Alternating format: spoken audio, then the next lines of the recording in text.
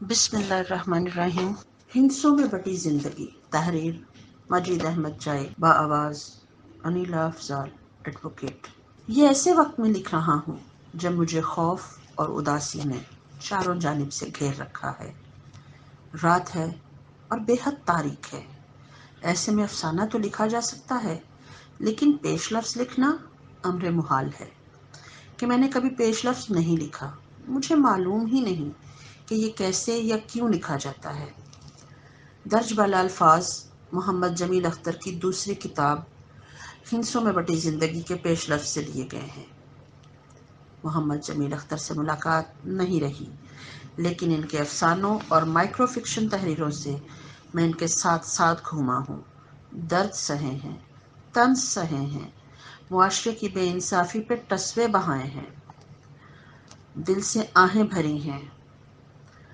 ان افسانوں اور مختصر کہانیوں میں کون سا ایسا غم ہوگا جو میں نے محسوس نہ کیا ہو۔ محمد جمیل اختر کا تعلق میاں والی سے ہے اور کماتا راولپنڈی میں ہے۔ زندگی کے چونچلے بھی عجیب ہوتے ہیں۔ انسان جہاں پیدا ہوتا ہے وہاں رہتا نہیں۔ زندگی کے نشیب و فراز میں انسان تماشا ہی بنا رہتا ہے۔ محمد جمیل اختر نہ جانے تعلیمی ڈگری کون سی رکھتا ہے، مجھے نہیں معلوم، لیکن اس کا ہر افسانہ پڑھا لکھا ہے۔ افسانے کا ایک ایک جملہ اس کی شخصیت اور فکر و افکار کا پتہ دیتا ہے۔ ہندسوں میں بٹی زندگی عنوان سے آپ اندازہ لگا سکتے ہیں کہ اس کتاب میں کتنی زندگیاں سسکتی ہیں، کتنے دل تڑپتے ہیں، کتنی روحیں بیتاب ہیں۔ اس کتاب میں شامل ہر افسانہ اپنے اندر درد رکھتا ہے، ایسا درد جو ہر کسی کو کہاں محسوس ہوتا ہے۔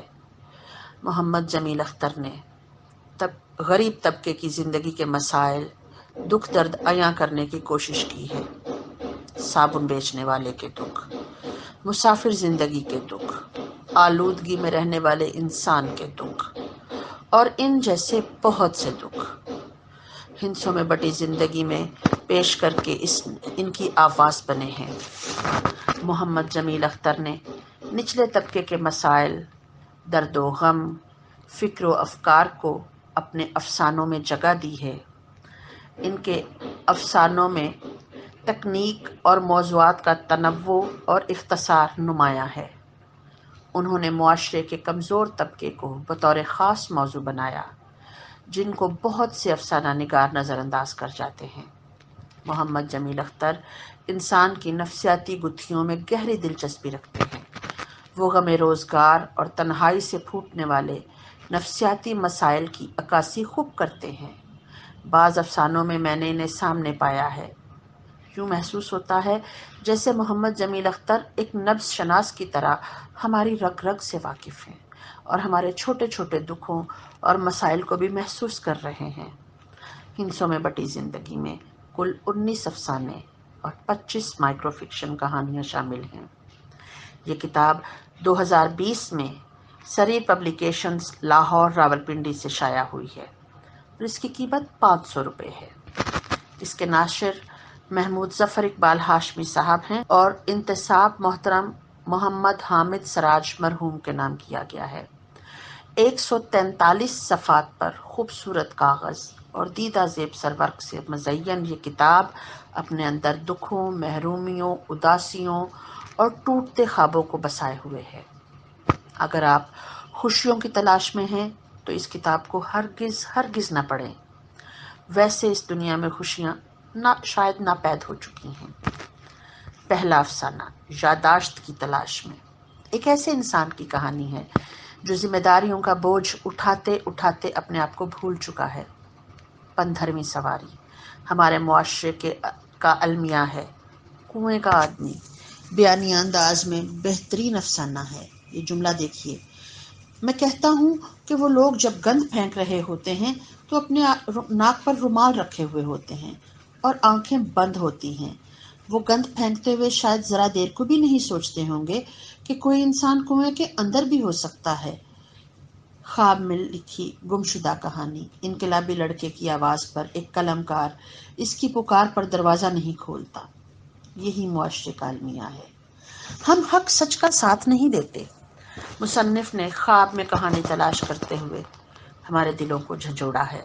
ایک المیہ ہے، آج کا مصنف اپنی تحریر میں اخلاقی اصلاحی سبق تو دیتا نظر آتا ہے لیکن عمل نہیں کرتا۔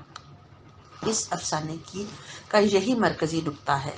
محمد جمیل اختر نے کمال خوبصورتی سے سادہ اور عام فہم انداز میں گہری بات کہہ گئے۔ مسکراتے شہر کا آخری اداس آدمی تکنیکی افسانہ ہے۔ اب یہ جملہ پڑھیے: جناب، وہ میرا بچہ بیمار ہو گیا ہے، اسپتال لے کر جا رہا ہوں، ہا ہا ہا۔ گمشدہ شہر کی کہانی جدید دور کا المیہ ہے۔ اس کا جملہ خواب میں اس نے ایک گاڑی بھی پکڑ لی تھی جس میں وہ بغیر ٹکٹ سوار ہو گئی تھی، اور اس نے کئی ہزار کلومیٹر کا فاصلہ طے کر کے یہ شہر پار کر لیا تھا۔ خواب میں انسان بہت تیز سفر کرتا ہے، صدیوں بھرا دن لمحوں میں کٹ سکتا ہے۔ جیرے کالے کا دکھ، چہرے پر داغ ہوں تو ہر کسی کو نظر آتے ہیں، روح پر داغ کسی کو نظر نہیں آتے۔ اسی طرح زبان کے داغ بھی ہوتے ہیں، جب الفاظ ادا ہوتے ہیں تو یہ داغ واضح ہو جاتے ہیں۔ محمد جمیل اختر ہندسوں میں بٹی زندگی میں افسانے کا اختتام ایسا کرتے ہیں کہ قاری تجسس میں رہ جاتا ہے اور کردار کے ساتھ خود چل پڑتا ہے اور اپنی مرضی کا اختتام کرتا ہے۔